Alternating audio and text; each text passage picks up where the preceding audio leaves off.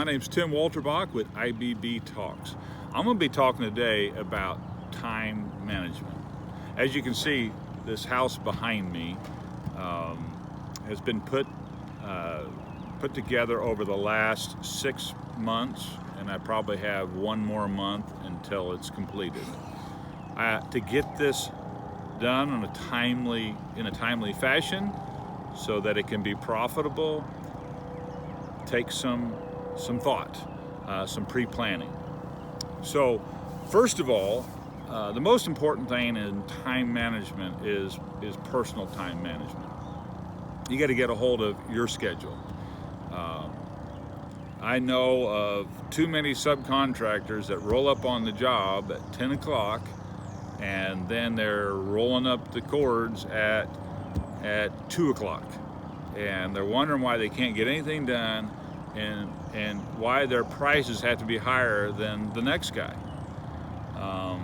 Sometimes they complain about some of the help, some of the other subcontractors that work longer hours. I mean, they complain about there's some different nationalities that work harder sometimes than they do, and I tell them, I said, listen, they can underbid you because they're coming at 7 in the morning and they leave at 5 o'clock, and so they can knock 30% off their price and undercut you. It's based on how much time you have on the job, whether you're profitable or not. So it starts with starting your day right. For me, I get up before the sun comes up, and so first thing in the morning, what I try to do is spend a little time in God's Word, to spend some time reading and praying, to kind of plan out my day. Ask God His opinion on how to address certain situations, asking for direction, seeking guidance, wisdom, justice, knowledge, understanding, all the things that God promises. Particularly, I always read a proverb in the morning. It seems to always have something to do with my business day that day. So personal planning, personal time to plot out the day is probably the most important thing. But I put myself, even though I'm self-employed, I put myself on a schedule. I'm leaving at the same time every morning, which generally is about 7 a.m. in the morning. And it gives me time to get to the job site, get set up before others come, other subcontractors come. And then I don't quit until, late in the afternoon. As an entrepreneur, as a business owner, I try to be the first here and the last one to leave.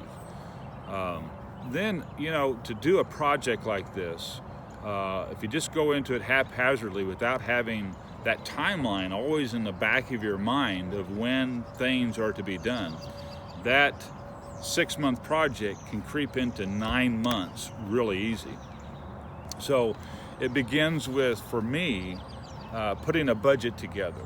And from that budget, then I'll kind of, on the side of the financial budget, I put a time budget, and I'll have a timeline. Now there's all kinds of systems for timelines, and you can Google that, and there's a lot of ways, but I've just adjusted to my needs, and most importantly, even after I write it out, is that internal time clock that's always working in me. You got to develop that. You got to if you're going to be self-employed, you've got to be more disciplined than the average person. I remember I first started a business and I was working out of my house.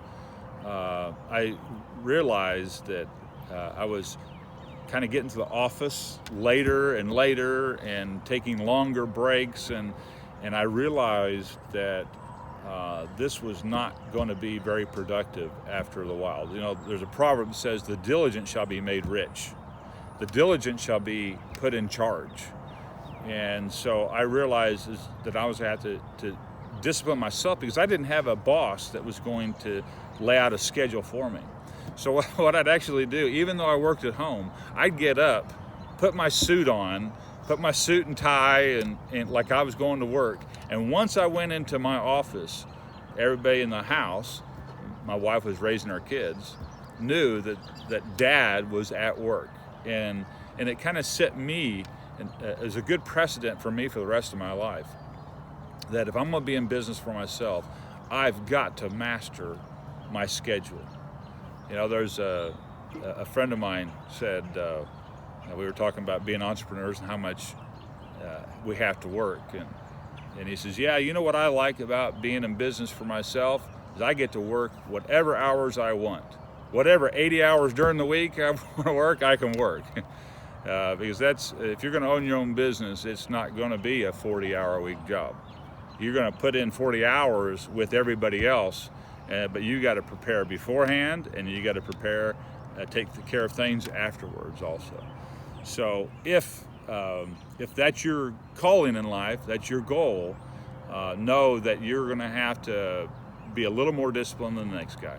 So I hope this was helpful to you, and thanks for joining us.